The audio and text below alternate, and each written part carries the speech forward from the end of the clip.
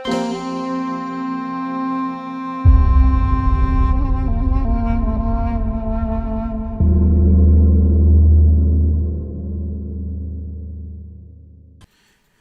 الله الرحمن الرحيم الحمد لله رب العالمين والصلاة والسلام على أشرف الأنبياء والمرسلين سيدنا محمد وعلى آله وصحبه وسلم تسليما سبحانك اللهم لا علم لنا إلا ما علمتنا إنك أنت العليم الحكيم اللهم فقهنا في ديننا ووفقنا للعمل بما علمتنا وزدنا علما وارزقنا الإخلاص في القول والعمل برحمتك يا أرحم الراحمين يا رب العالمين.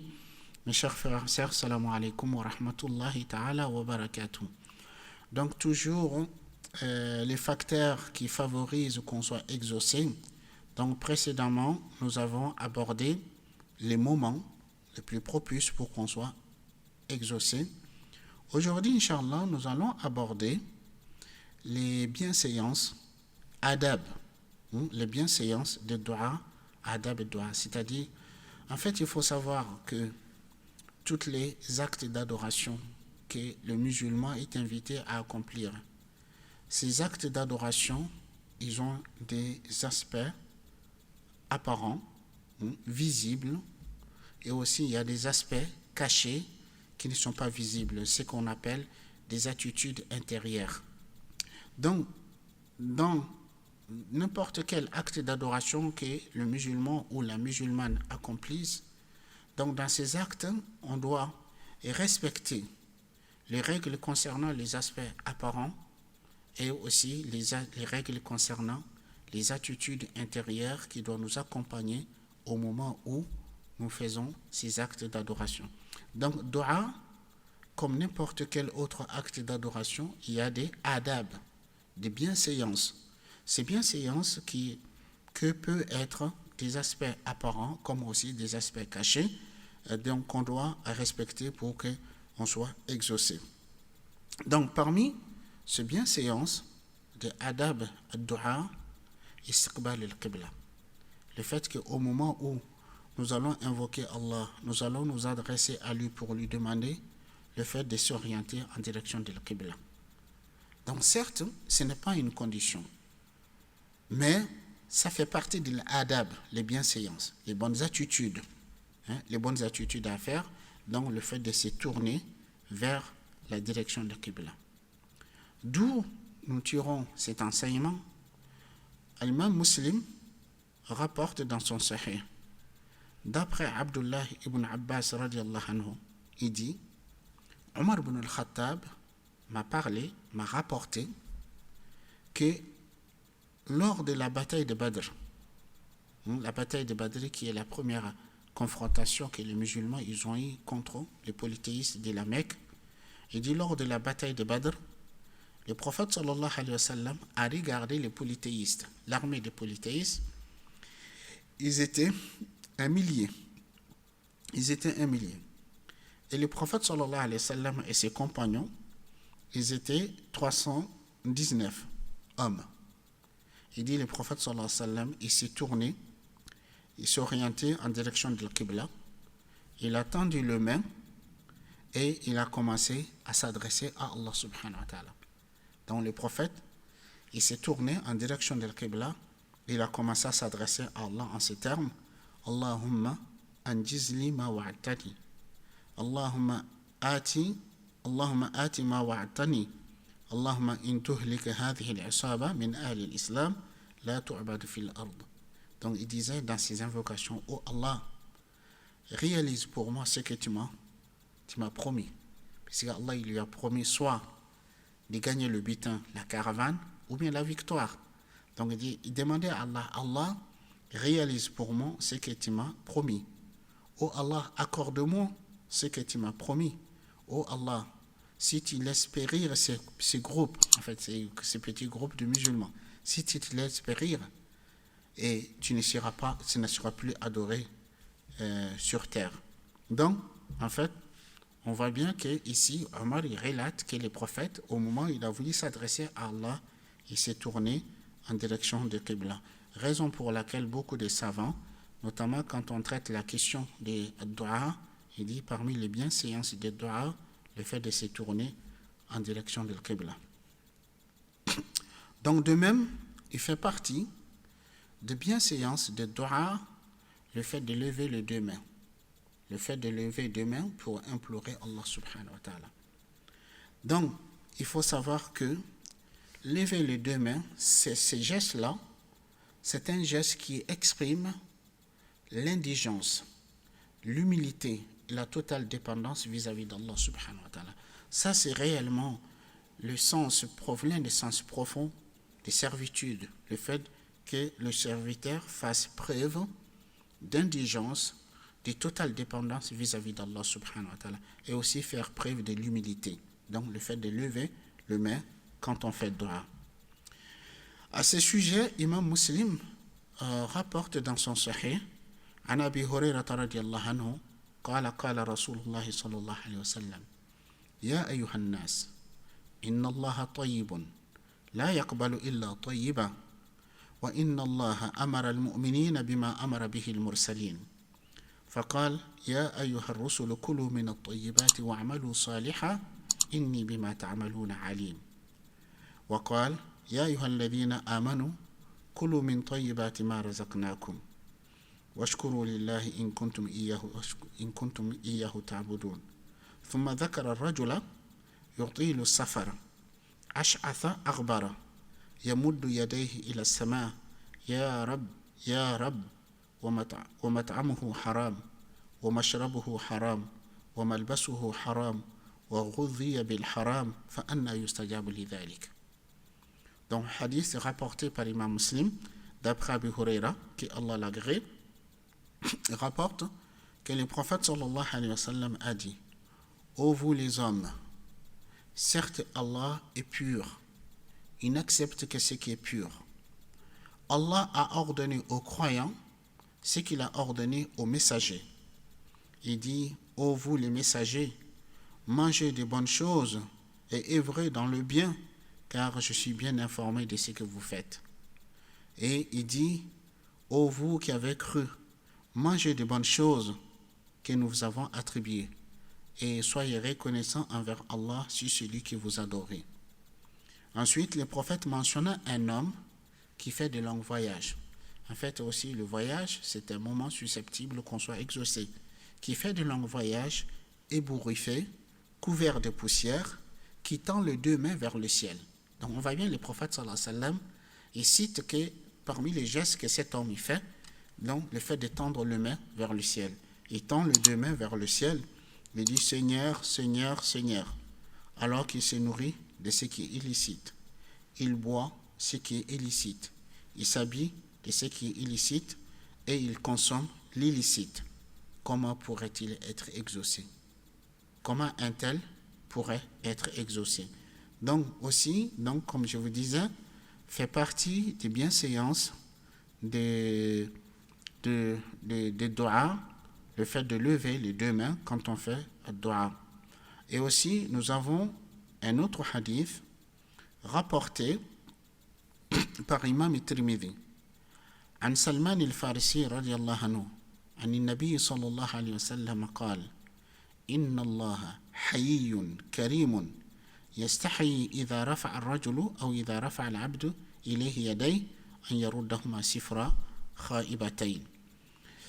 Hadith rapporté par Imam Tirmidhi d'après Salman al-Farisi, que Allah l'agrée, rapporte que le prophète sallallahu alayhi wa sallam a dit: certes, Allah est pudique et généreux. Donc, parmi les qualités d'Allah subhanahu wa ta'ala, les attributs, la pudeur. Allah subhanahu wa ta'ala, il est pudique. Il aime la pudeur. Il dit: Allah est pudique et généreux. Il a honte lorsque l'homme ou le serviteur lève les deux mains vers lui, de les retourner vides. De les retourner vides. C'est-à-dire, quand on lève les deux mains pour s'adresser à Allah, Allah tellement il est généreux et que tellement il est pudique, Allah a honte de que les deux mains retournent vides. C'est-à-dire, Allah subhanahu wa ta'ala, donc il nous accorde ce qu'on lui demande. Donc, il fait partie des bienséances des doigts, donc les bienséances de dua, le fait qu'on lève les mains quand on s'adresse à Allah pour lui demander. Donc aussi, il faut savoir que il fait partie des bienséances de dua, c'est le fait de s'adresser à Allah à voix basse, de ne pas, quand on fait dua, de ne pas crier, de ne pas lever la voix, mais par contre, le fait de s'adresser à Allah subhanahu wa ta'ala à voix basse. Allah subhanahu wa ta'ala, il nous dit dans le Coran, وَلَا تَجْهَرْ بِصَلَاتِكَ وَلَا تُخَافِتْ بِهَا وَابْتَغِ بَيْنَ ذَلِكَ سَبِيلًا. Il dit, ne faites pas tes invocations à haute voix, et aussi ne les faites pas à voix basse, mais cherche un juste milieu entre les deux. Ni on va crier, ni on va murmurer, mais on va chercher un juste milieu entre ces deux-là. Et le prophète sallallahu alayhi wa sallam, il dit, nous avons un hadith rapporté par Nasa'i dans Sunan al-Kubra, il dit, عن أبي موسى الأشعري رضي الله عنه قال قدمنا مع رسول الله صلى الله عليه وسلم فلما دنونا من المدينة كبر وكبر الناس ورفعوا أصواتهم فقال صلى الله عليه وسلم يا أيها الناس أربعوا على أنفسكم إن الذي تدعون ليس بأصم إنه سميع قريب وإنه معكم وعادها 3 مرات. Donc Abu Musa al-Ash'ari radiallahu anhu, il dit, nous étions avec le prophète sallallahu alayhi wa sallam lors d'un retour d'un voyage.